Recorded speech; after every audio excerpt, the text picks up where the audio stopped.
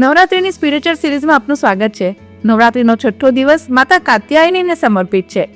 શું તમારા લગ્ન નથી થતા, લગ્નમાં વિલંબ આવે છે કે પછી યોગ્ય જીવનસાથી જોઈએ છે, તો આ દિવસે આ ઉપાય ચોક્કસથી કરો. નવદુર્ગાનું છઠ્ઠું સ્વરૂપ એટલે માતા કાત્યાયની. પુરાણ અનુસાર ઋષિ કાત્યાયને દેવીને પુત્રી રૂપે પામવાની ઈચ્છા થઈ, એટલા માટે એમણે કઠોર તપસ્યા કરી.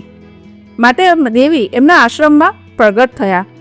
આ રીતે તેમને દેવી કાત્યાયની નામ મળ્યું. આ માતા નવદુર્ગાનું અતિ ઉગ્ર પરંતુ કલ્યાણકારી સ્વરૂપ છે. ભગવત પરંપરા અનુસાર એવું માનવામાં આવે છે કે ગોપીઓએ પણ ઈચ્છિત વરની પ્રાપ્તિ કરવા માટે માતા કાત્યાયનીની પૂજા આરાધના કરી હતી. એવી માન્યતા છે કે અવિવાહિત યુવતીઓ કે જેમને ઈચ્છિત વર જોઈતો હોય કે જેમના લગ્નમાં વિલંબ આવતો હોય તેમને માતા કાત્યાયનીની પૂજા આરાધના કરવી ખૂબ જ શુભ માનવામાં આવે છે. આ દિવસે માતા કાત્યાયનીને લાલ ગુલાબ અથવા લાલ રંગનું કોઈ ફૂલ અર્પણ કરવું જોઈએ.